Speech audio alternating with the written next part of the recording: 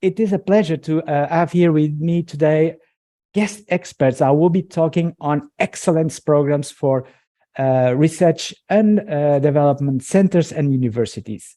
So this is a subject that it's not usual, and I'm surprised that we have 47 participants registered on a LinkedIn to know more about what we'll be talking about today. My name is Peter Mellalieu. In France, I call myself Jean-Pierre Mellalieu. My name is obviously French, but I'm a Euro citizen. I was born in England, emigrated to New Zealand from Wales, and my undergraduate studies were in New Zealand in operations research and industrial engineering. My postdoc was in systems, both at MIT in Cambridge, America, and at Lancaster University in the United Kingdom. I worked as an industrial engineer in our national science organization for about 10 years. But then I found that I had a passion for teaching. And I wanted to help people understand the value of using high technology, particularly information technology, to achieve their outcomes. So I've been a teacher for about 35 years, and I wanted to be an innovative teacher. And I have achieved that. A highlight was I was commissioned to be the founding director for a master's in innovation and entrepreneurship. And I had some scientists, chief scientist of one of our national research laboratories there, innovators and entrepreneurs. So that is the spectrum of innovation that I've been involved in teaching. Most recently, I've been teaching design thinking and sustainability. So the focus for me is the early career teacher in higher education. I'm making the assumption that an early career teacher, they want to do something different than traditional talk and chalk. And certainly in my teaching, certainly in the last 25 years, I've used group work and collaborative teaching, collaborative learning. I've faced many of the challenges of that and many of the fantastic benefits from that. And I want to share some of the good practices that I've developed from that.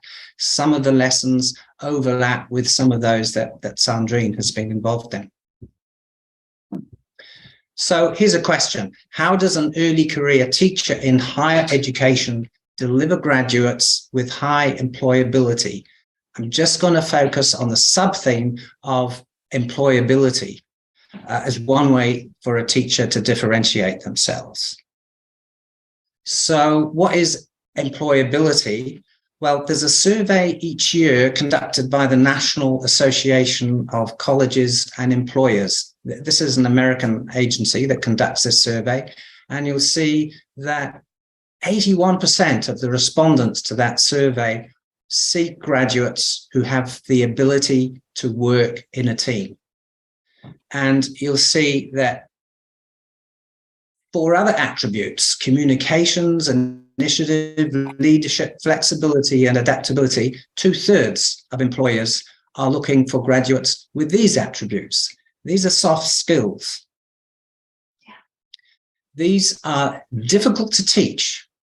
And here is another issue that employers, shown here in blue, rate the graduates they receive very differently from the students. The students, for example, rate themselves excellent at leadership, but the employers not so.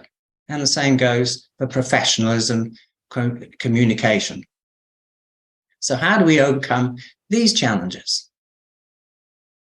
The traditional teacher is teaching students how to know, how to learn new theories and apply those theories. But those theories are easy to forget and easily outdated. I remember my very first lecture, my very first point of contact when I was a teacher. The teacher said, if you are still using your degree to get yourself a job 3 years after you've graduated, you have failed. But there are these other skills which are becoming more important for the modern graduate to become future ready, to become resilient to the changes of life. The problem is that these talents, these attributes are hard to teach, but once a student has learned them, they're also hard to forget and they last a lifetime. And you'll see amongst these attributes, we have the principal leader, the interdependent team worker, the communicator.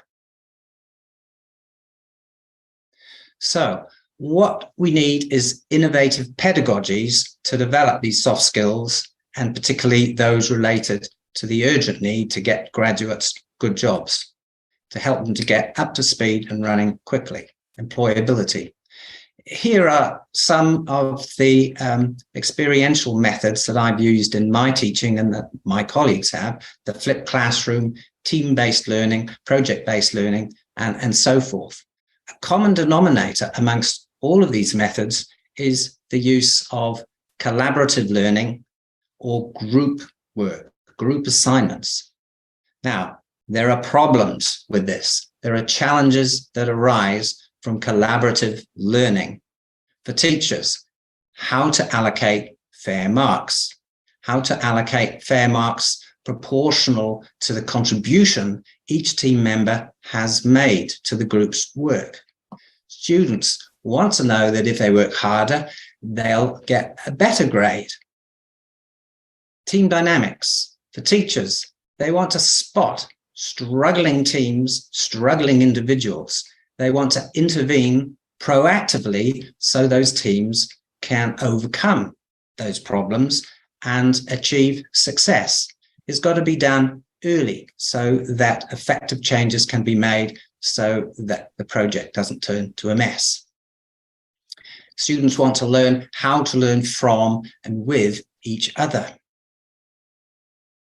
So I've developed a set of principles and policies and practice for fair, valid, and effective assessment that teachers can apply with their teams when they're undertaking collaborative assessment, or collaborative learning, I should say.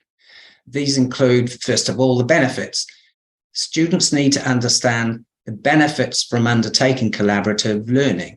Mostly, they've had bad experiences with group projects and they hate them. So let's remind them of what the benefits are, and we've hinted at those.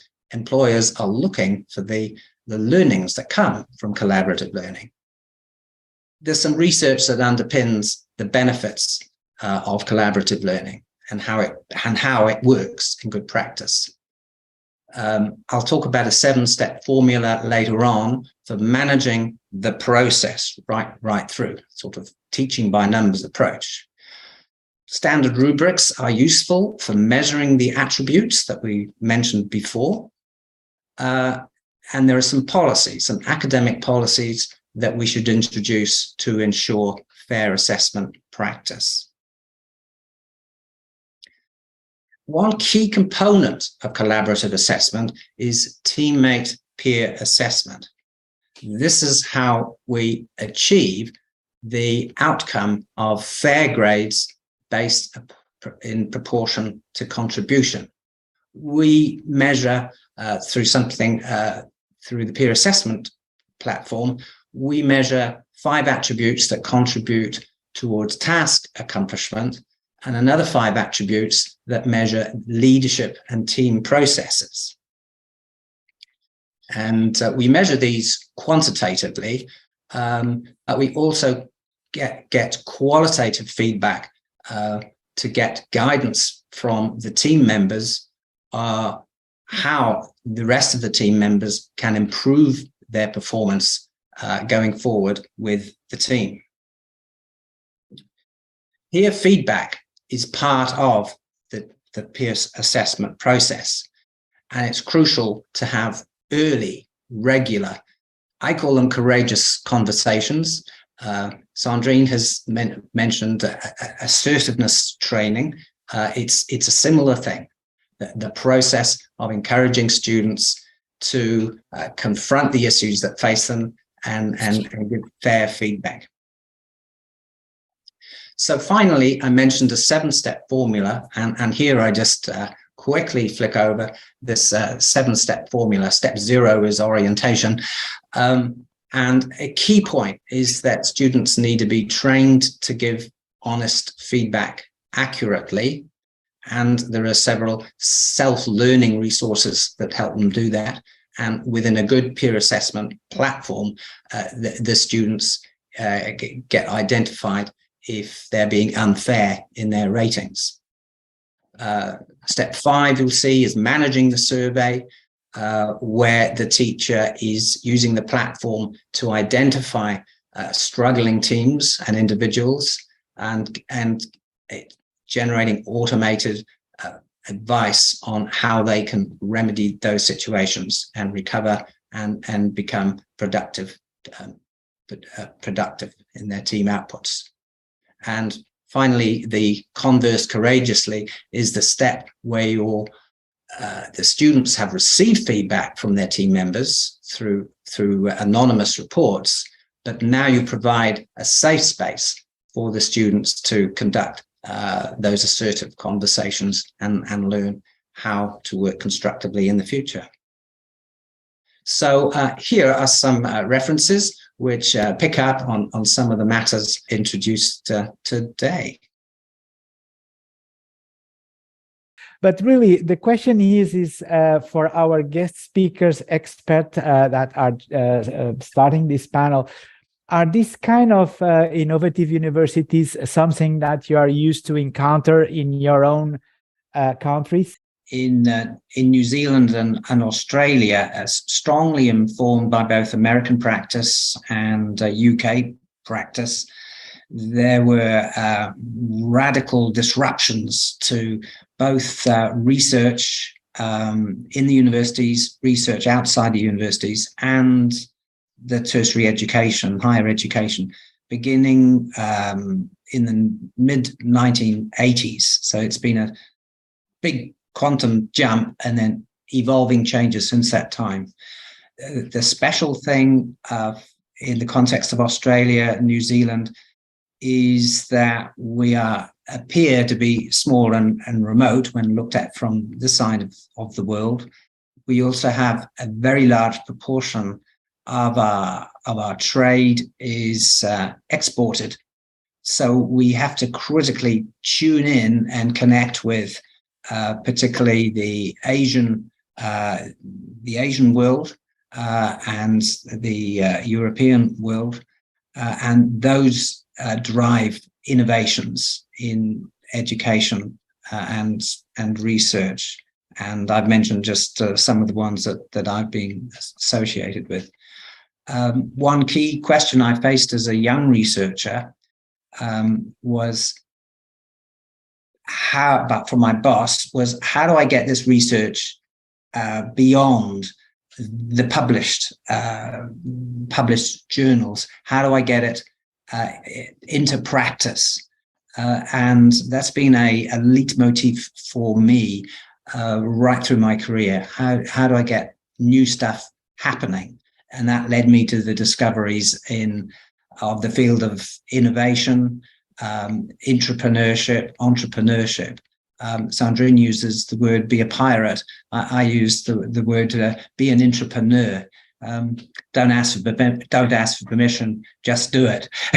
then ask for forgiveness. Yeah, that's then ask for forgiveness. Exactly. Yeah, not permission. Exactly. Yes. Gifford Pinchot. That's been one of my top 10 commandments from Gifford Pinchot. For a long time. Gets me in a lot of trouble, but I usually manage to dig myself out.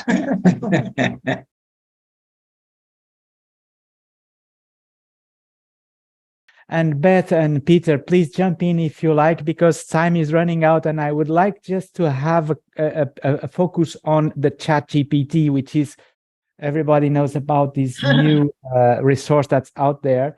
I didn't have the chance to try it yet, but I've seen in LinkedIn colleagues posting dissertations of themes like entrepreneurship, Peter, that ChatGPT tells a lot about any subject you ask. So the question is really, if we are going to use dissertations as a method for evaluating the students, with ChatGPT, we are doomed. And this, on the other hand, brings the opportunity for what you just presented, Peter. It's just a peer assessment and a structured way to do it right? So are you aware that you could be the worst enemy or the salvation of the world of this revolution that's happening with your system, peer assessed? Is it something easy to implement, Peter? Yes. In the slideshow, I will add some links to a quick 30-second video and a longer video which outlines some of the principles. It's simple to implement. You organize your teams through the learning management system, and then run through the plugin for Peer Assess Pro. The survey gets sent out to the students. They complete it. The teacher sees who's not completed it. The platform itself automatically reminds the students. For students who have been struggling, it identifies those, and a pre-formed message is prepared for the teacher, who can send it out as they like. The teacher enters the grades for the assignments, for the outputs of the team, a project report, presentation, things like this, and then the grade is calculated for each of the team members. So the videos. It brings a lot of reliability, because yes. So the students can no longer cheat. Correct. They have to work together as a team. They have to work together, and if they're not, they will be evaluated by themselves. Yes. That's the secret, right? Yeah, that's the secret. They students are very good at knowing who is contributing and who is not, and what kind of thing is being contributed and not. Our platform has many checks to ensure that there is consistent rating of the valuations made.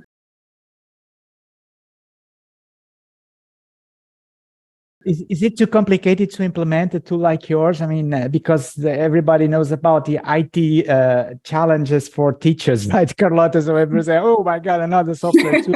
Exactly. But it integrates with Blackboard. Streamlining the process. It integrates already with the campus platforms, right? With Moodle it integrates with using a platform called LTI 1.3, which is a generic platform for integrating with learning management systems. Right. We've done that for Canvas. We've done it for Moodle. Yeah. So that's that. So we test specifically for the validity of students' ratings, and we can give a statistical. Yeah, I mean that's the salvation boy for the ChatGPT challenge, because now everybody will think about dissertation as something that it's not reliable anymore. Mm-hmm. What is it that guarantees me that this dissertation is original? Or is it made by AI, powerful AI algorithm that it's free for everybody to use? So it's really an amazing challenge. That's a powerful note to end up this conversation. I would like to ask you each one of you to finalize with a concluding comment from what you have learned today. Yeah, I'm very interested in the reflection aspect of all of this. It seems there's a thread that goes through all of it, which is about the opportunity to give people time and to enable them to give feedback. And most of the time, we don't have that time. So for leaders to take the stance and learn as well as reflect, and then share that out is so valuable. So I really enjoyed your presentation, Carlotta, and also Sandrine, because you're both focused around coaching, understanding people, and bringing that in. And that's really so important in all aspects of the work that I do and Peter does. So it was great to hear that thread coming through. Really exciting. Thank you so much. Enjoy the rest of the day. And thank you so much. It was really great. Thanks a lot.